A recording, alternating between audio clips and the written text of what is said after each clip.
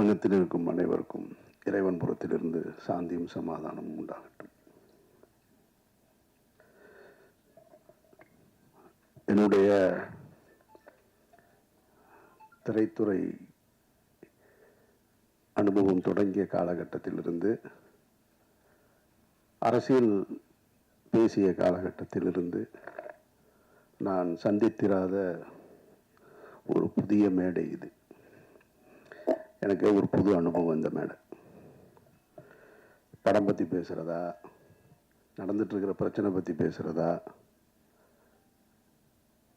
இந்த இக்கட்டான சூழலில் என் மீது பேரன்பு கொண்டு இந்த விழாவுக்கு வந்திருக்க என்னுடைய நட்புகளை பற்றி பேசுவதா அப்படின்னு எனக்கே ஒரு பெரிய குழப்பம்தான் இருக்குது. இப்போ வரைக்கும் இந்த செகண்ட் வரைக்கும் பிளாங்காக தான் இருக்கேன். என்ன பேச போகிறோன்னு ஒன்று மட்டும் தெளிவாக தெரியுது. நான் யார் அப்படின்னு இப்போ நான் என்ன நானே யோசிச்சுக்கிட்டே இருந்தா,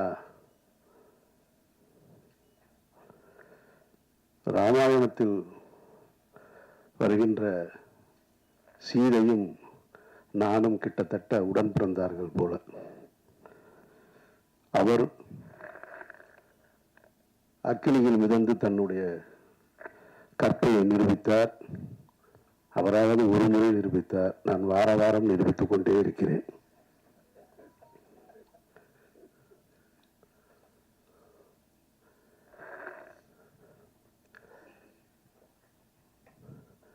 நிறைய சொல்லிட்டாங்க. நான் இந்த உயிர் தமிழுக்கு திரைப்படத்தினுடைய 2வது விழா இது, 2வது பத்திரிகையாளர் சந்திப்பு.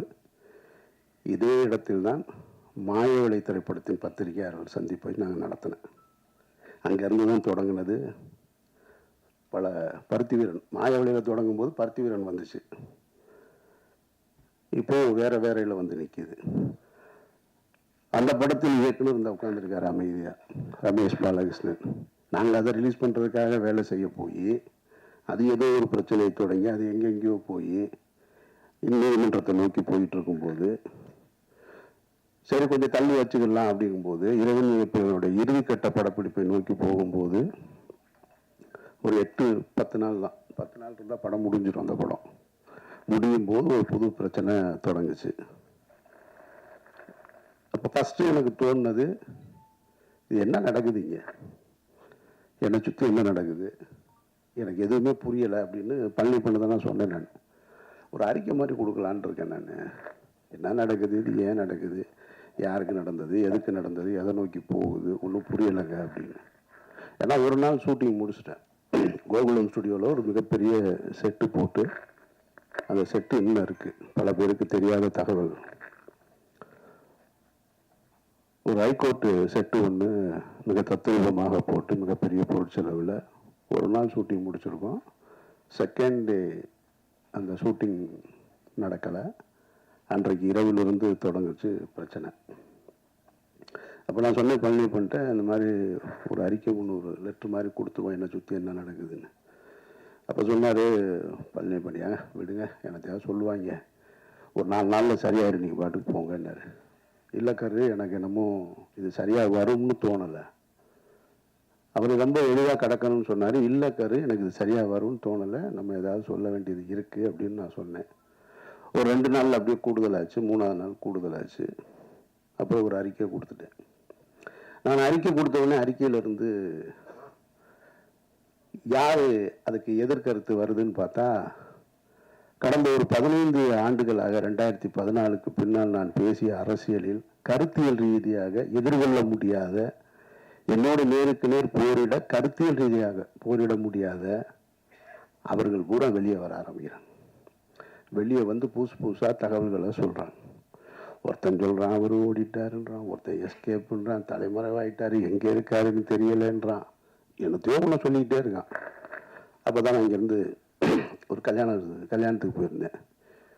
கல்யாண வீட்டில் இருந்து அப்போ நான் இங்கே இருக்கும்போது இந்த செய்தி வருது, அவர் அமீர் தலைமறைவு அப்படின்னு.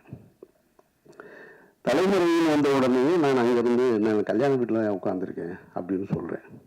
அங்கிருந்து ஒரு கேள்வி எடுக்கிறான், கல்யாண வீட்டுக்கு போகிறது எதுக்கு மைக் எடுத்துகிட்டு போகிறாரு அப்படின்னா. ஏன்னா நீ தான் தலைமறைவுன்னா, நான் கல்யாண வீட்டில் உட்காந்துருக்கேன்னு சொல்கிறேன். அதுக்கு பதில் சொல்கிறான்னா மைக் எடுத்துகிட்டு போனாரான்னு கேட்குறேன். ஏன்னா கல்யாண வீட்டில் மைக்கு ஸ்பீக்கர்லாம் இருக்காதா அங்கிருந்து இன்னொரு, இப்படி ஒன் பை ஒன்னா போய்கிட்டே இருக்கு. அப்படியே கூட்டிட்டு வர்றாங்க. கூட்டிட்டு வந்து ஒரு நெருக்கடிகள். எனக்கு என்ன இதுல இருந்து நான் கத்துக்கிட்டது, நான் பத்திரிகையாளர்கள் மேல மிகப்பெரிய மரியாதை உண்டவன். என்னுடைய முதல் பத்திரிகையாளர் சந்திப்பு ஏவிஎம்ல நடந்தது, மௌனம் பேசியதை திரைப்படத்திற்கு. அப்ப இருந்து இப்போ வரைக்கும் பத்திரிகையாளர்களோட நெருக்கமாக இருக்கிறவன். என்னை நேரடியாக தொடர்பு கொள்ளக்கூடிய, எனக்கு தெரிஞ்ச சினிமாவில் நான் இருக்கேன், இன்னும் மற்ற எத்தனை பேர் இருக்காங்கன்னு தெரியாது. பிஆர்ஓ பிடிச்சி தான் என்னை பிடிக்கணுன்ற அவசியம் இல்லை. ஸ்ட்ரைட்டாக எனக்கு மெசேஜ் வைப்பாங்க, நான் பேசுவேன்.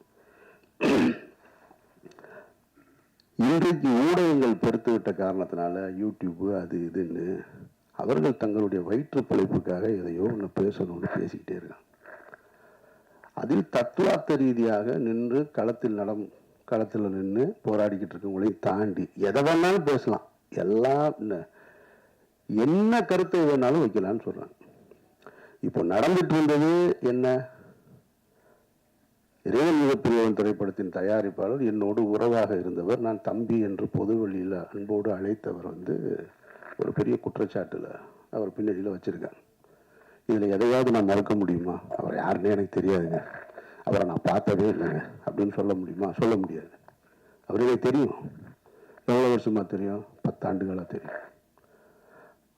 அவருக்கும் எனக்கும் தொடர்பு இருக்கா? ஆமாம், அவருக்கு எனக்கும் தொடர்பு இருக்கு. நீங்கள் சொல்கின்ற அவர் மீது சாட்டுகிற குற்றத்தோடு தொடர்பு இருக்கான்னு கேட்டால் இல்லடா வெண்ணைகளான்னு தைரியமாக சொல்லுவேன். அந்த தைரியமும் திமிரும் எப்பயுமே என்கிட்ட இருந்துகிட்டே இருக்கும். அப்போ நீ குற்றச்சாட்டை அந்த அந்த சந்தேக நிலை என் மீது தப்பு கிடையாது. ஆனால் தீர்ப்பை எழுதுறீங்க பாருங்க, அது ரொம்ப ஆபத்தானது. அந்த தீர்ப்பை எழுதுவதற்கு உங்களுக்கு யார் அந்த அதிகாரம் கொடுத்தது? நீதிமன்றமா? நீங்கள்லாம் நீதிபதிகளா? எந்த அடிப்படையில் கொடுக்குறீங்க? தினம் ஒரு செய்தி. அமீர்ன்றது 2007 பருத்திவரணம் முடிச்சுட்டு அன்றைக்கு கமல் சார் படம் பண்ணணும்னு சொன்னார், ரஜினி சார் படம் பண்ணணும்னு சொன்னார். நான் ஹீரோக்களோடு பயணிக்காமல் நான் ஒரு பாதையை தேர்ந்தெடுத்து நான் எனக்கான வாழ்க்கையை வாழணும்னு வாழ்ந்துட்டு இருந்தேன். பணம் சம்பாதிப்பதா எனக்கு நோக்கம். சாகர் ஒருத்தன் தான் தமிழ்நாட்டிலே பணக்காரனா? நான் கேட்குறேன். என்னென்னமோ சொல்கிறான். ஒரு வரமுறை வேணாமா? அவர் போடுற டிஷர்ட் 5000 ரூபாங்க. சாப்பர் வந்ததுக்கு அப்புறம் தாங்க அவர் வாழ்க்கை அப்படி ஆச்சு. டேய், அவன் வந்தது எனக்கு 2014.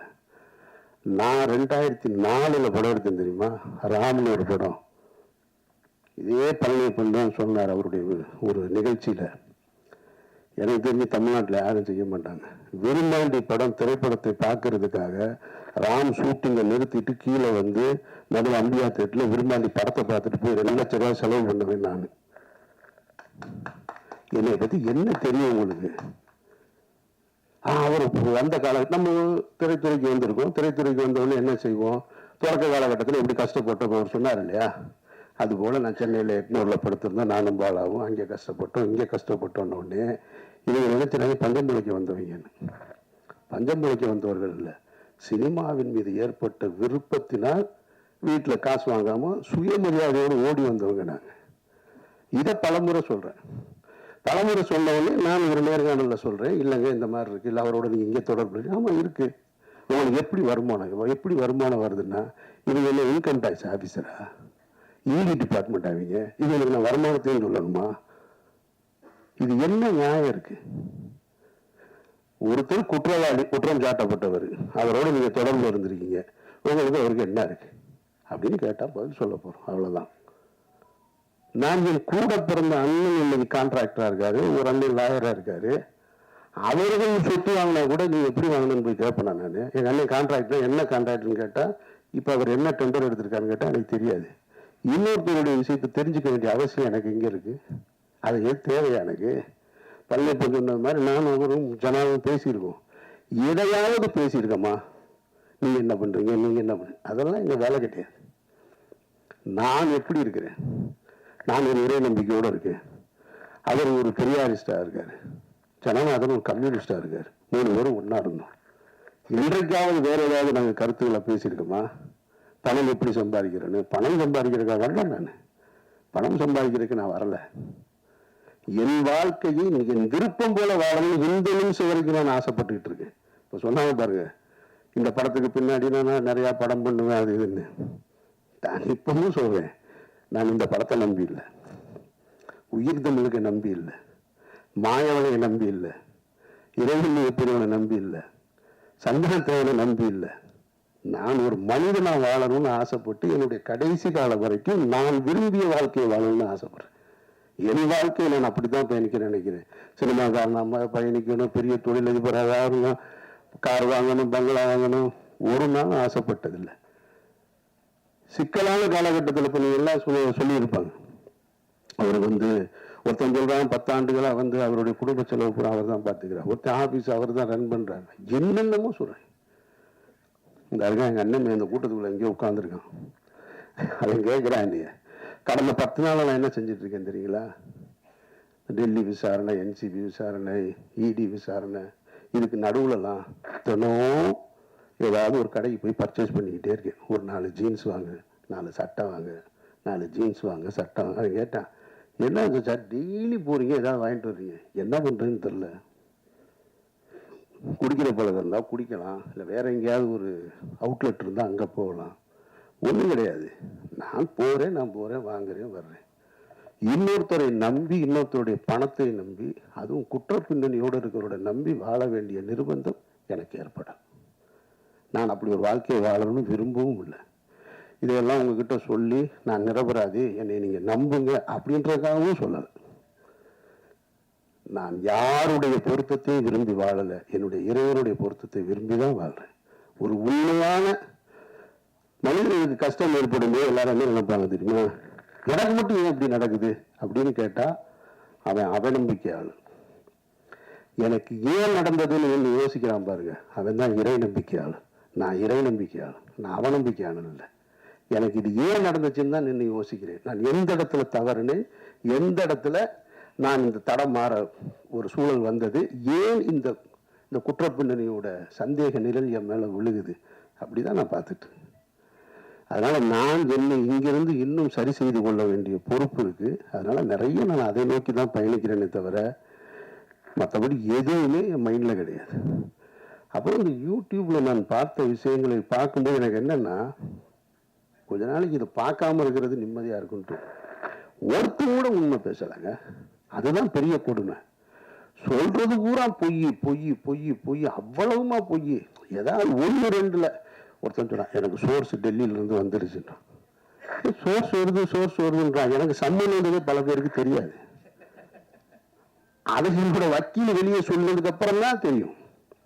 ஆனா இவங்க சொல்றான் சோர்ஸ் நான் இரு. அவர் ஒரு 2 பேர் உட்காந்துக்கிறாங்க. கேட்டவங்க எல்லாம் புலனாய்வு புலிகளாம். ஒரு 2 பேர் உட்காந்துக்கிறான். இருக்கிறதுக்கு ஒரு கேள்வி கேட்கிறாரு. இவர் மடியில் 2 பேப்பர்ஸாக வச்சிருக்கா. அப்படி எடுத்து பார்த்துட்டு, அப்படியா அவனுக்கு வந்திருக்கா, அது என்ன நான் சொல்றேன், நான் எனக்கு ஒரு ஆள் மாதிரி தான் சொன்னாங்க, அப்போ நான் நைட் டெல்லியில் பேசிட்டு சொல்றேன் அப்படின்ட்டான். சரி, உண்மையிலேயே டெல்லியில் எனக்கு சோர்ஸ் போல இருக்குன்னா அவனுக்கு தேனியில் அரெஸ்ட் பண்ண போறதே தெரியல. அதுதான் பெரிய கொடுமை. சரி, மடியில் 4 பேப்பர் இருக்கு, என்ன நான் பரட்டி பார்த்து ஏதோ சொல்றான் போல இருக்கு. சரி, ஏதோ இதுல இருந்து வந்திருக்கும் போல இருக்கு. இருக்கலாம் இல்லையா? ஏதோ காவல்துறையில இருந்தா சொல்றாங்க, ஏதோ உளவுத்துறையில இருந்தா சொல்றாங்க. உண்மையிலேயே சோர்ஸ்ல இருந்து வந்து விசாரணை பார்த்தா அவர் படிச்சு சொன்னது தினமலர் பேப்பர். ஐய, இவ்வளவு அபத்தமாவா இருக்கும்? இதை தினம் 2 லட்சம் பேர் பார்க்கலாம். அதுதான் பெரிய கொடுமை. ஒரு பொய் செய்தியை தினம் 2 லட்சம் பேர் நீங்க பார்த்து அதுல கீழே பார்த்தீங்கன்னா எப்போ அமீரை கைது செய்வீங்க, எப்போ அமீரை கைது செய்வீங்க? இப்ப கடைசியா நேற்று ஒருத்தன் கேட்டிருக்கான், ஏன்னா நாங்கள் 3 மாசமா வெயிட் பண்றோம், அமீரை கைது பண்ணவே மாட்டேன். அவன் அவ்வளவு ஆவலா இருக்கான் என் மேல. சரி, நான் என்ன கைது, நான் சிறைக்கு என்ன புதுசா? சிறைக்கு போக அப்பவும் தயாரா இருந்தேன், இப்பவும் தயாரா இருக்கேன். ஆனால் நான் வெறுக்கிற ஒரு குற்றத்துல என்னை தொடர்புபடுத்துவதை நான் கொஞ்சம் கில்ட்டியா ஃபீல் பண்றேன். அதைத்தான் கரு சொன்னாரு. அவருக்கு உள்ள வேதனை இல்லாம இல்லை, இருக்கு. ஏன்னா அதனால என்னோட குடும்பம் பாதிக்கப்படுது. அமீர்ன்றது தனிப்பட்ட என்னை என்ன வேணாலும் பண்ணல. ஒரு குற்றத்தை சுமத்தும் பொழுது, ஒரு தன்னுடைய மகளுக்கு திருமணத்தை ஏற்படுத்திட்டு இருக்கிற வயசுல ஒரு பெரியவர்னு வச்சுங்களேன், ஒரு கஷ்ட காலம், அவர் தன்னுடைய மகனுடைய திருமணத்தை வந்து போராடி கொண்டு வந்து ஒரு இடத்துல நிறுத்துறாரு. அப்போ போய் பஸ்ஸில் பயணிக்கும் பொழுது ஒரு 14 வயசு புள்ள இடுப்பை கிள்ளி விட்டாருன்னு ஒரு குற்றச்சாட்டு வச்சா அவர் எவ்வளோ அவமானமாகும், அந்த திருமணம் எவ்வளோ பெரிய தடைப்படும். அந்த மாதிரியான ஒரு சூழல்ல தான் நான் வெறுக்கிற ஒரு குற்றம் சமூகத்தை சீரழிக்கிறதுன்றது போதை. நான் வெறுக்கிறேன் அதை. தருங்க, இங்கே ஒரு அஸ்டன் நிற்கிறான், அந்த ஒரு அஸ்டன் நிற்கிறான், சிகரெட்டு குடித்தாலே ஆஃபீஸுக்குள்ளே உள்ளே விட மாட்டேன். ஜனாவும் கருவும் சிகரெட்டு குடிக்கலாம், நாங்கள் மாடிக்கு போய் கீழே போய் குடிச்சிட்டு வரோம்னு சொல்லுவாங்க. அவங்க 2 பேருக்கு நான் என்ன ஆசானா? அதெல்லாம் கிடையாது. அந்த வாடை பிடிக்காது. எப்போவாவது நான் டென்ஷன் ஆகுது அப்படின்னு சொல்லிட்டு ஒரு சிகரெட்டை எடுத்து நான் அவர்கிட்ட கேட்டேன்னா அவர் தள்ளி விட்டு போயிடுவார். அப்படி நான் வெறுக்கிற ஒரு விஷயத்தில் என்னை கொண்டு வந்து தொடர்புபடுத்தும் போது அது என்ன மட்டுமா பாதிச்சிச்சு? என்னுடைய குடும்பத்தை பாதிக்குது. என்னுடைய மகள் வேலைக்கு போகிற இடத்துல பாதிக்குது. அங்கே ஒருத்தன் கேள்வி கேட்குறான். என்னுடைய மகன் கல்லூரிக்கு போகும்போது பாதிக்குது. என்னை நீ சந்தேகமே படாதீங்கன்னு நான் சொல்லலை. சந்தேகப்படுங்க, விசாரிங்க, நல்லா கேளுங்க, ஆனால் தீர்ப்பு எழுதாதீங்க. தீர்ப்பு எழுதுகிற அதிகாரம் உங்களுக்கு யாருக்குமே கொடுக்கல. அதுக்கு நாட்டில் நீதிமன்றம் இருக்குது, எல்லாமே இருக்குது. கடுமையான விசாரணைகளை சந்திச்சுட்டு தான் நான் வந்து நிற்கிறேன். என்னுடைய இத்தனை ஆண்டு வாழ்க்கையில் நான் சந்திக்க ஒரு புது அனுபவம். டெல்லியில் 12 மணி நேரமாக இருக்கட்டும், டெல்லி வீதிகளில் நானும் வந்து அவன் எங்கள் அண்ணன் டாக்டருக்கு முடிச்சிருக்கான். அவன் யதார்த்தமாக லாங்குவேஜ் படிக்கிறக்காக வந்தான். வந்தவனுக்கு கிட்டத்தட்ட 3 மாதமாக புது அனுபவம். இப்போ என்சிபி, இடி, என்ஐஏ எல்லா டீட்டெயிலும் தெரியும் அவனுக்கு. என் கூட 70 நாளாக வந்தான் இருக்கான். டெல்லி வீதிகளில் நாங்கள் 2 பேரும் நடந்து போயிட்டு திரும்ப அந்த விசாரணையை முடிச்சுட்டு, அவங்களை பொறுத்த மட்டும் அந்த அதிகாரிகள் என்னுடைய விசாரணை நடத்துனதை பொறுத்த மட்டும் என்னை பொறுத்த மட்டும் ரொம்ப நேர்மையாக தான் நடத்தினாங்க. நான் இந்த இடத்துல அதை சொல்லியே ஆகணும். இது அரசியல் அழுத்தம் இருக்குது, அரசியல் அழுத்தம் இல்லை அப்படின்றதெல்லாம் தாண்டி என்னிடம் அவர்கள் மிக கண்ணியமாக தான் நடந்து கொண்டாங்க. கொஞ்சம் கூடுதலாக இருக்குது. நான் மனசு வலிக்கிறது மாதிரியான கேள்விகளை கேட்டாங்களான்னா நிச்சயமாக கேட்டாங்க. ஒரு இடத்துல கலங்கி போய் நின்னா அப்படின்னு கேட்டால் கலங்கி போய் நின்னேன். ஆனால் அது அவர்களுக்கு என்னை காயப்படுத்தணுன்ற நோக்கம் கிடையாது. அதை நான் அவங்ககிட்ட வெளியே வந்து சொன்னேன். நான் டிஸ்டர்ப் ஆனேன்னா, ஆமாம் டிஸ்டர்ப் ஆனேன். நான் வேதனைப்பட்டேனா, ஆமாம் வேதனைப்பட்டேன். நான் சஃபர் ஆனேன்னா, ஆமாம் பட்டேன். ஆனால் அவங்களுடைய டியூட்டி அது, அவர்களுடைய வழக்கமான டியூட்டி. அப்போ எப்படித்தான் குற்றவாளியை கண்டுபிடிப்பாங்க? என்ன மாதிரி ஒரு ஆள் போனவொடனே என்கிட்ட இலகுவா நடந்துக்கிட்டா நான் குற்றத்தை தொடர்பு இருக்கா இல்லைன்னு எப்படி கண்டுபிடிக்க முடியும்? அதனால அவங்க டியூட்டியை தான் செஞ்சாங்க. விசாரணை முடிவுலையும் அதை தான் சொன்னாங்க. பர்சனலாக எந்த இதுவும் கிடையாது, எங்கள் டியூட்டியை செஞ்சோம். அந்த வகையில் என்சிபி ஆஃபீஸர்ஸ் எங்கிட்ட கண்ணியமாக நடந்துக்கிட்டாங்க. இடி ரைடு 2 அந்த ரைடு கதையை கேட்டிங்கன்னா, வீட்டில் ரம்ஜானுக்கு எல்லாரும் ஊருக்கு போயாச்சு. இதை நீங்கள் தெரிஞ்சுக்க, ஊடகங்கள் பத்திரிகையாளர்களுக்கு இருக்க வேண்டிய இதையும் மற்ற எல்லாரும் தெரிஞ்சுக்கணும். இதை சொல்கிறேன். எவர்களுக்குமே உண்மையான ரீசன் தெரியாதுங்க. அதுதான் உண்மை. நான் சொல்கிறேன். நான் இந்த வழக்கில் தொடர்புடையவனாக இருக்கிறதுனால சொல்கிறேன். அதிகாரிகளை தவிர வேறு யாருக்குமே தெரியாது. வேறு எவன் சொன்னாலும் நம்பாதீங்க. இதுதான் நிஜம். நான் சொல்கிறது உண்மை. இதை கன்ஃபெஷனாக வச்சுக்கோங்க. ஏன்னா எனக்கு முதல் சம்மன் வந்தது பாருங்க, அதுவே யாருக்கும் தெரியாது. அது ஒரு வக்கீல் வெளியே போய் சொன்னதுனால தான் தெரியும்.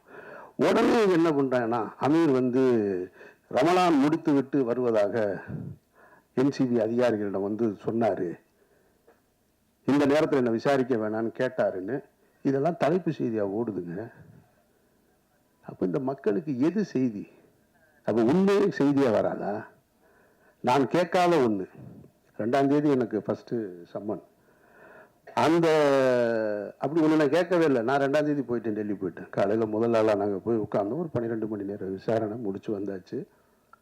அப்போவே எனக்கு அடுத்து சம்மனுக்கான ஒரு திட்டம் இருந்தது. அதுவும் யாருக்கும் தெரியாது. ஆனால் இவங்களுக்கு தெரியவே தெரியாது. நான் அந்த காலகட்டத்தில் அவங்க கேட்ட டீட்டெயில்ஸு, டாக்குமெண்ட்ஸு இதை பூரா எடுத்து எல்லாத்தையும் கொண்டு வந்து ரெடி பண்ணி வச்சிட்ருக்கேன். வச்சுட்டு ஒரு 3:30 மணி இருக்கும், 3:30 4 மணி. 4 மணிக்கு போய் வீட்டில் நான் அவனும் தான் படுக்கிறோம். வீட்டில் யாருமே இல்லை, ஃபேமிலியெல்லாம் ஊருக்கு போயிட்டாங்க ரம்ஜான் கொண்டாடுறதுக்கு. அடுத்தா 5:30 மணிக்கு நோன்புக்கான காலை உணவை சாப்பிட்டுட்டு படுத்துருக்கோம்.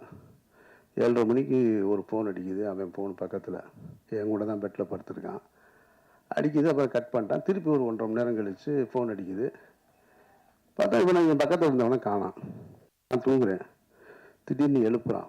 நான் கொஞ்சம் லைட் இருந்தால் தூங்க மாட்டேன். அதனால் நல்லா டார்க்காக ஸ்க்ரீனை போட்டு படுத்துருப்பேன். தட்டி எழுப்புறான் சச்சான்னு. முழிச்சு பார்த்தா ஒருத்தர் துப்பாக்கியினோடு நிற்கிறாரு முகத்துக்கு நேரம். ஒன்றுமே புரியலை. கொஞ்சோண்டு லைட்டு அந்த ஜன்னல்லேருந்து லீக் ஆகுது. அதில் பார்த்தா ஒருத்தர் துப்பாக்கியோடு நிற்கிறார். 2 பேர். என்னடா அப்படின்றேன். தெரில. கண்ணே முழிக்க முடியலை. சரி அதோட சரி எந்திரிச்சு முழிச்சு பார்த்தா அப்புறமா இடி ஆஃபீஸர்ஸ் வந்திருக்காங்க. இது என்னுடைய வீட்டில். இதே ஒரு 2 மணி நேரத்துக்கு முன்னாடி என்னுடைய அலுவலகத்துக்கு வந்துட்டாங்க. அங்கே என்னோடய அசிஸ்டன்ஸு, என்னோடய ஆடிட்ரு எல்லாரையும் அவங்கள லாக் பண்ணிட்டாங்க. அப்புறம் இடி ஆஃபீஸர் வந்தாங்க. அவங்க வந்து தன்னை அறிமுகப்படுத்திக்கிட்டாங்க என்கிட்ட. நான் தான் இடி டைரக்டர்னு. ஒரு லேடி ரொம்ப கண்ணியமாக நடந்துக்கிட்டாங்க. ரொம்ப மரியாதையாக நடந்துக்கிட்டாங்க. நான் முகத்தை கழுவிட்டு வர்றேங்கன்னு முகத்தை கழுவிட்டு வந்து உட்காந்து அவரோட பேசிக்கிட்டு அன்றைக்கு 12 மணி வரைக்கும் அன்றைக்கும் போச்சு. அன்றைக்கும் விசாரணை முடிச்சுட்டு நான் இங்கேருந்து மதுரை போயிட்டேன். மதுரை போய் ரமலான் ப்ரேயரை முடிச்சுட்டு அங்கேருந்து அதுக்கப்புறமா திரும்ப ஓட்டு போட போனேன். அப்போ தான் பத்திரிகையாளர்கள் முறையாக சந்திக்கக்கூடிய சூழல் ஏற்பட்டது. அதுக்கு பின்னால் இப்போ வரைக்கும் நான் சொல்கிறேன். இதை ஏன் சொல்கிறேன்னா, இதன் பிறகும் எனக்கு ஒரு சம்மன் வந்திருக்கு. இந்த புலனாய்வு புலிகள்லாம் எங்கே போனாங்கன்னு தெரியல. நீ உண்மையிலே சோர்ஸ் உனக்கு சொல்லுதுன்னா, உனக்கு உண்மையிலே செய்தி வந்திருக்குன்னா, எனக்கு சம்மன் வந்தது ஏன் யாருக்குமே தெரியலை. நான் பர்பஸாக சொல்லவே இல்லை. என்ன தான் நடக்குதுன்னு பார்ப்போம். எவன் தான் கண்டுபிடிச்சி சொல்கிறான்னு பார்ப்போம். ஒருத்தர் சொல்லணும்ல, ஆமாம் இன்னைக்கு வந்திருக்குன்னு. அந்த சம்மனுக்கும் போய் 10.5 மணி நேரம் நான் விசாரணை முடிச்சுட்டு தான் இங்கே வந்திருக்கேன். அப்படின்னா இதில் எதுவுமே உண்மை இல்லை. அவர்கள் கடமையை செய்கிறாங்க. நான் முதல் நாள்லேருந்து ஒத்துழைக்கிறேன். டே 1லேருந்து இவ்வளவு பெரிய சிக்கலான சூழல் என்னை ஏற்படும் போது நண்பர்களுடைய ஆறுதல் இருக்குது, நண்பர்களுடைய ஆலோசனை இருக்குது. குடும்பத்தில் இருக்கவங்க சொல்லுவாங்க, எங்கேயாவது வெளியூர் போயிடும், அங்கே போயிடுன்னு. டே 1லேருந்து என்னோடய ஆஃபீஸில் தான் இருக்கேன். நான் இங்கே தான் இருப்பேன். இந்த வழக்கு முடிகிற வரைக்கும் நான் இங்கே தான் இருப்பேன். இந்த வழக்கை முடிச்சுட்டு தான் நான் வெளியில் வருவேன். நான் என்கிட்ட என்ன இருக்குது எடுத்துகிட்டு போகிறதுக்கு? என்கிட்ட ஒன்றும் இல்லை. நான் நேர்மையும் உண்மையுமா இருக்கேன். என்ன உங்களால் எதிர்கொள்ள முடியலை. என்னுடைய கேள்விக்கு உங்ககிட்ட பதில் இல்லை. நான் எடுத்து வைக்கிற முன் வைக்கிறதுக்கு. அதனால நீங்கள் என்னை குற்றவாளியாக்க ட்ரை பண்ணிக்கிட்டே இருக்கீங்க. நீங்கள் குற்றவாளி ஆக்கிட்டால் உடனே நான் குற்றவாளி ஆயிடுவேனா? பட் நான் தாங்கிக்கிறேன். வீட்டில் தாங்கலை. மகளுக்கும் மகனுக்கும் ஒரு அழுத்தம் ஏற்பட்டது. ஆனால் அதையும் தாண்டி எனக்கு முதல் ஆளாக எனக்கு ஆறுதலாக இருந்தது என்னுடைய குடும்பத்தார் தான். என்னுடைய 2 பெண் பிள்ளைகள் தான். தைரியமாக இருங்க, நீங்கள் உங்களுக்கு என்ன பிரச்சனை அப்படின்னு சொல்லி எப்போதும் போல என்னுடைய வீட்டை ஒரு சின்ன ஒரு சலசலப்பு கூட இல்லாமல், ஒரு சங்கடம் கூட இல்லாமல், ஒரு சஞ்சலம் கூட இல்லாமல் வச்சிருந்தது என்னுடைய குடும்பத்தார். அதற்கப்புறம் என்னுடைய நண்பர்கள் தான். எதுவுமே என் மைண்டில் கிடையாது. எனக்கு ஒரு சின்ன ஒரு சம்பவம் தான் நினைவுக்கு வந்தது. இந்த காலகட்டம் ரொம்ப கடுமையான காலகட்டம். என்னை சுற்றி இருந்த உறவுகள், நண்பர்கள் எல்லாருமே ரொம்ப தூரமாக போயிட்டாங்க. ஒரு கிட்டத்தட்ட என்னோட வாட்ஸ்அப்பில் என்னுடைய அலைபேசியில் ஒரு 2000 எண்கள் இருக்கும். அதில் 1950 எண்கள்லேருந்து அழைப்பு வர்றதில்லை. அப்படியே நின்றுச்சு. அதெல்லாம் ஓகே. அப்போ எனக்கு என்ன தோணுச்சுன்னா, இந்த பறவைகள் நிறைய இருக்கக்கூடிய ஒரு மரத்துக்கு பக்கத்தில் ஒரு வெடி சத்தம் கேட்டவுடனே பறவை பூரா ஓடி போயிடும். அந்த மரத்தில் எதுவுமே இருக்காது, எல்லாம் அப்படின்ற செகண்டில் காணாம போயிடும். அப்போ போனதுக்கப்புறம் சில பறவைகள் மட்டும் வரும். சில முதல்ல இருந்த 500 இருந்துச்சுன்னா வராது, ஒரு 50 தான் வரும். அதுபோல் என்னுடைய வாழ்க்கையில் எனக்கு நடந்த இந்த நிகழ்வில் டமால்னு ஒரு வெடி சத்தம் கேட்ட உடனே டமால் எல்லாரும் ஓடிட்டாங்க. அப்புறமா அந்த பறவை போல என்னுடைய நண்பர்கள் என்னை யோசித்து, அது மரத்து மேலே உள்ள தப்பா, வெடி போட்டவன் தப்புன்னு சொல்லி அந்த மரத்தில் பறவைகள் இருப்பது போல என்னுடைய நண்பர்கள் என்னை தேடி வந்துக்கிட்டு இருக்காங்க. டே 1லேருந்து அந்த ஒரு நாள் தான் அந்த ஷாக்கிங். 2வது நாள் யாருக்குமே இதை பற்றின கவலையும் இல்லை, என்னோடு இருக்காங்க. ஆனால் இன்னும் பறந்து போன பறவைகள் ஒருவேளை இவனே வெடியை ஏற்பாடு பண்ணியிருப்பான் மரத்தை சந்தேகப்படுவதை போல தூரமாக நிற்கிறவங்க இருக்காங்க. அந்த அன்பு நண்பர்களுக்கு நான் கேட்டுக்கிறது, அங்கேயே இருங்க, தயவு செஞ்சு வந்துடுறாங்க. உங்களை நான் நேரடி விரும்பி கேட்குறேன், அங்கேயே இருங்க, வந்துடாதீங்க. உங்களிடம் வந்து பெறுவதற்கு எனக்கு ஒன்றுமே கிடையாது. இந்த காலகட்டத்தில் என்னுடைய அனுமதி பெறாமலோ எங்கேயோ சுகம் நேசுவா அவர் இன்டர்வியூ கொடுக்குறான். எனக்கு அண்ணனை தெரியும், அவர் அந்த மாதிரியான ஆள் இல்லைன்னு. அண்ணன் செந்தமன் சீமான் ஒரு இன்டர்வியூ கொடுக்குறாரு, அவனை எனக்கு நல்லா தெரியும். அந்த வார்த்தையும் ரொம்ப கடுமையான வார்த்தை. அவன் எனக்கு ஓட்டு போட மாட்டான், அவன் திமுக ஆதரவு நிலைப்பாட்டை எடுப்பான். ஆனாலும் சொல்கிறேன், அவன் நல்லவன், அவனுக்கு நல்லா தெரியும் அப்படின்னு. இதுதான் நான் சம்பாரிச்சிருக்கிறது. வெற்றிமாறனாக இருக்கட்டும், பழனியப்பனாக இருக்கட்டும், அண்ணாச்சியாக இருக்கட்டும், பிரபு சார் சொல்லுங்கள் சார், நான் என்ன சார் செய்யணும்? அதெல்லாம் ஒன்றும் வேணும். நான் பாட்டுக்கு அமைதியாக என்னுடைய பயணத்தை இந்த இடத்த நான் கடந்து போகிறேன், என்னை விட்டுருங்க, ஒன்றும் வேணும். எனக்கு நீங்கள் எப்பவும் நான் அழைச்சா வர்றீங்க இல்லையா, அது போதும். ஸ்நேகனாக இருக்கட்டும், பொன்னுடன் சார் தான், இவர் 10 மணிக்கு படுத்துருவார், 9:30 மணிக்கு மேலே ஃபோன் பண்ணால் எடுக்க மாட்டார்.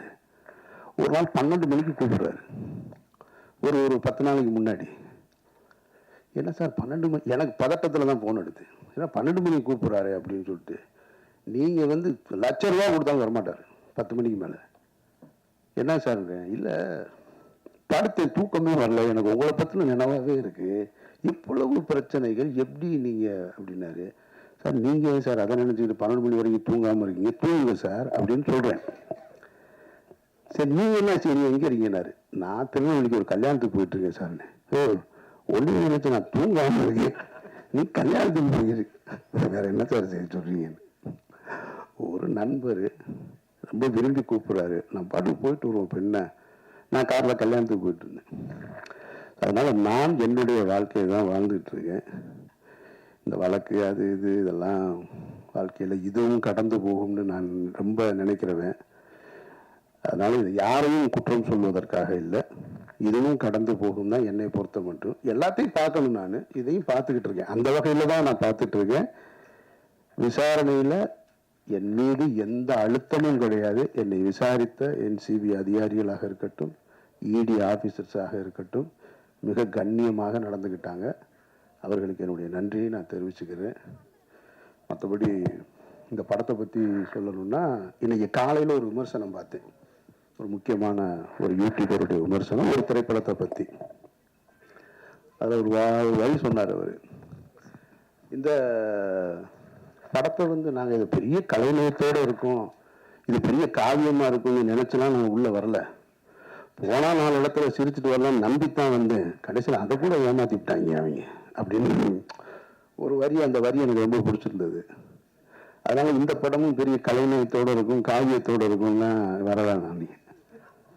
ஆனால் நானிட சிரிக்கலாங்கிற நம்பிக்கையோடு வாங்க, அதுக்கு இந்த படம் உத்தரவாதமாக இருக்குது. இப்பவும் இந்த மாதிரியான ஒரு சூழல்ல, அதுதான் ரொம்ப முக்கியமாக நான் நன்றி சொல்ல வேண்டியது இருக்கு. இந்த மாதிரியான ஒரு சூழல்ல என்னோடு உறவு கொண்ட, என் மீது நம்பிக்கை வைத்து என் மீது அன்பு கொண்ட நண்பர்கள் என் கூட நிற்கிறது போல, இவ்வளவு ஒரு சிக்கலான காலகட்டத்தில் இந்த திரைப்படத்தை வந்து திரையரங்குக்கு கொண்டு வருவதற்காக முழு முயற்சி எடுத்த ஆடம்பராவிற்கு என்னுடைய நன்றி. எல்லாம் என்னோட எவ்வளவு வருமா இல்லைன்னு எனக்கே தெரியல. இன்னும் நானும் கவலைப்படல, என் டைரக்டரும் கவலைப்படல, நாங்கள் பாட்டுக்கு இருக்கோம். அது வரட்டும், வரும்போது பார்த்துக்கிறோம். மாயாவளி படம் பிரபு பார்த்துட்டாப்புல, பேசும்போது மறந்துட்டாப்புலன்னு நினைக்கிறேன் நான். ஆமாம். மற்றபடி சாந்தினி அது எப்பயுமே இப்படி தான் சிரிச்சுக்கிட்டே இருப்பாங்க. நல்ல ஒரு இன்வால்மெண்ட் உள்ள ஒரு ஆர்டிஸ்ட்டு. நல்லா இன்னும் எனக்கு ஒரு தனிப்பட்ட முறையில் ஒரு ரசிகனா என்கிட்ட இந்த படம் எப்படி இருக்குன்னு கேட்டிங்கன்னா, அவர் தயாரிப்பாளர் கோச்சுக்க மாட்டாருன்ற நம்பிக்கையில் சொல்கிறேன். நான் ராம் திரைப்படத்தை எடுத்துட்டு அந்த திரைப்படத்தை அன்னைக்கு இருக்கக்கூடிய மிகப்பெரிய ஒரு விமர்சகர் வந்து ஒரு தொலைக்காட்சி, பேர் சொல்லலை, நீங்கள் யூகம் பண்ணி கண்டுபிடிச்சிருவீங்க, அவர் பண்ணுவார். ஒரு டிவியில் வந்து பண்ணிகிட்டு இருக்கும்போது ராம் திரைப்படத்தை என்கிட்ட, அதாவது படங்கள் வந்து முதல் வாரம் விமர்சனம் பண்ணாதான் அதுக்கு பேர் விமர்சனம். என் படத்தை 5வது வாரத்துக்கு விமர்சனத்துக்கு கூப்பிட்டு போகிறார். நானும் சரி அவர் மேலே இருக்கிற மரியாதையில் பெரிய பத்திரிகையாளர், பெரிய தொலைக்காட்சின்னு அவரை நம்பி போகிறேன். அவர் என்னை வந்து அவருடைய அறிவை பூரா என் மீது தேய்க்கிறார், தன்னுடைய புத்திசாலித்தனத்தை எல்லாம். இந்த படத்தை நீங்கள் வந்து அது ஒரு ஆல்பர்ட் தேட்டரில் வச்சு அப்படி நான் அவர் நடந்து போயிட்டே இருக்கிறோம், அந்த மாதிரி எடுத்துகிட்டு இருக்காரு. அவர் கேட்குறாரு, நான் பதறி போய் பதில் சொல்வேன்னு அவர் நினைக்கிறாரு. இந்த படத்தில் இந்த இடத்த தப்பு பண்ணியிருக்கோம், இப்போ சரியாக பண்ணியிருக்கோம், அந்த மாதிரி எதுவும் உங்களுக்கு தோணுதான்னாரு. சார் தப்பாக தான் சார் பண்ணியிருக்கேன், இது என்ன தோணுதான்னு வேறு கேட்குறீங்கன்னு. அவர் ஒன்று இல்லை இல்லை ரெக்கார்ட் ஆகிக்கிட்டு இருக்கு, நீங்கள் மாற்றி சொல்லலான்னாரு. நான் ரிசல்ட்டு தான் சார் சொல்கிறேன். படம் வந்து தொண்டியில் தூக்கிட்டாங்க. ராமநாதபுரத்து பக்கத்தில் இருக்க தொண்டியில் படம் 3வது வாரமே எடுத்துட்டாங்க ராமு. இவர் 5வது வாரம் விமர்சனம் பண்ணிகிட்டு இருக்காரு. இன்னும் நீங்கள் பண்ணுங்க என்ன பண்ணலன்னா எனக்கு என்னங்க இந்த படம்னு கேட்டேன் நான். அவர் வந்து முதல் வாரம் பண்ணின படத்தை இப்போ நான் சொல்ல முடியாது, பெரிய சர்ச்சைக்குள்ள வந்து நிற்கும். அந்த படம் ஒரு வாரத்தையே தூக்கிட்டாங்க. அந்த படத்தை தான் முதல் வாரத்துக்கு கொண்டு வர்றாரு. அவரும் ஒரு நேர்மையான விமர்சகர் அப்படின்னு அவரே சொல்லிக்கிறாங்க. அப்புறம் பருத்தி வீரனுக்கும் அதே பத்திரிகையாளர்கிட்ட தான் பருத்தி வீரனை சந்திக்கிறேன். பருத்தி வீரன்லையும் கேட்குறாரு, இந்த படம் வந்து நீங்கள் வந்து ஒரு ஆர்ட் ஃபார்மில் எடுத்து, அதாவது ஒரு ஆர்ட் பிரச்சனை என்னென்னா என்னுடைய பெயர் பிரச்சனை உங்களுக்கு, என்னுடைய சிந்தனை பிரச்சனை உங்களுக்கு, அதுதான் பிரச்சனை. அங்கேருந்து தான் தொடங்குறாங்க. இது வந்து ஒரு ஆர்ட் ஃபார்மில் இருக்கிற மாதிரி இருக்குது இது வந்து அப்படின்னு. சார் பக்கா கமர்ஷியல் படம் சார் இது அப்படின்னு. இல்லை இல்லை அப்படி சொல்லாமா நீங்கள் அப்படின்னாரு. ஏங்க 10 பேர் சேர்ந்து கிராமத்தில் நான் ஒருத்தனை தாக்கணும்னா உடனே நினைச்சானா தாக்கிடுவான். என் படத்தில் குஸ்தி களத்தில் சண்டை நடக்குது, ஒருத்தன் டைவ் அடிச்சு வர்றான், ஒருத்தன் இப்படி சுற்றி வர்றான் அப்படி சுற்றி வர்றான், இது கமர்ஷியல் படம் சார்ன்னு அப்படி சொல்லுவீங்களா நீங்கள் என்னாரு? கமர்ஷியல் படம் எடுத்தால் கமர்ஷியல் படம்னு சொல்ல முடியும். நானும் அதை ஆர்ட் ஃபிலிம்னு சொல்லிக்கிறதா, கிளாசிக்னு வேர்ல்டு கிளாசிக்னு சொல்லிக்கிறதா? மக்கள் சொல்லணும், நான் சொல்லி என்ன செய்ய? அதுபோல் இந்த படத்தை பார்த்து சாந்தினி காலையில் பார்த்துட்டு சூப்பராக இருக்கு, நாங்கள் அண்ணாச்சி பார்த்துட்டு நல்லா இருக்கிறாங்க, நீங்கள் சொல்லி என்ன செய்ய? இந்த காசு ஏதாவது வரப்போகிற ஆரம்பமாக்கு இவங்க 2 பேரும் சொல்லிக்கிறாங்களா படம் சூப்பராக இருக்குன்னு. அவரும் உடனே கேட்டுட்டு சாந்தினியே சொல்லிட்டாங்க படம் நல்லா இருக்குன்னு. ஒரு ஏரியா வேணா வாங்கிக்கிற சொல்லுங்க, அண்ணாச்சிக்கு வேணா சிட்டி எழுதி. காசு மக்கள் பார்த்து சொல்லணும். அப்ப என் பார்வையில் உயிர் தமிழுக்கு இன்னும் சரியா வந்திருக்கணும்னு நான் ஆசைப்படுறேன். ஆனாலும் பழனியப்பன் சொன்னது போல இவ்வளவு காலகட்டத்துக்கு நடுவில் அந்த படத்தை வந்து சரியாக எடுத்து கொண்டு வந்து திரைக்கு கொண்டு வந்து சேர்க்கறதே பெரிய விஷயம். இதில் பணம் வருது வரலை அதெல்லாம் இல்லை இங்கே பிரச்சனை. ஒரு வேலையை எடுத்துக்கிட்டோம், அதை செஞ்சு முடிச்சோன்னு இருக்குல்ல, அதெல்லாம் ஒரு மனிதனுக்கு வெற்றி. அந்த அடிப்படையில் நான் இந்த படத்தில் நான் ஒத்துக்கிட்டு உள்ளே வந்து நடிக்க வந்தேன். நடிகனா என்னுடைய பங்களிப்பை செஞ்சேன். அது நல்லா இருக்கு நல்லா இல்லை, எனக்கு பிடிச்சிருக்கு பிடிக்கல, அதெல்லாம் இல்லை, முக்கியம் இல்லை. என் வேலையை நான் சரியாக செஞ்சுருக்கேன். ஆரம்பாவை ஒரு படத்தை எடுக்கணும்னு வந்தார், உறுதியாக நின்று கடைசி வரைக்கும் அந்த படத்தை கொண்டு வந்து சேர்த்துருக்காரு. இதுவே உங்களுக்கு வெற்றி தான். பணம் அப்புறமா எப்போ வேணாலும் சம்பாரிச்சுக்கணும். ஸோ அந்த வகையில் இது 10ஆம் தேதி இந்த படம் திரைக்கு வருது. உங்களுடைய வாழ்த்துக்களோடும் மற்றபடி ஒன்றும் இல்லை. இதில் எதுவும் என்கிட்ட எதுவும் கேட்க வேண்டியது இருக்கா சார்? முதல்ல ஒரு ஃபோட்டோ எடுத்துக்கலாம் சார், முடிச்சுட்டு அப்புறம் கேள்வி. நீங்கள் உட்காந்து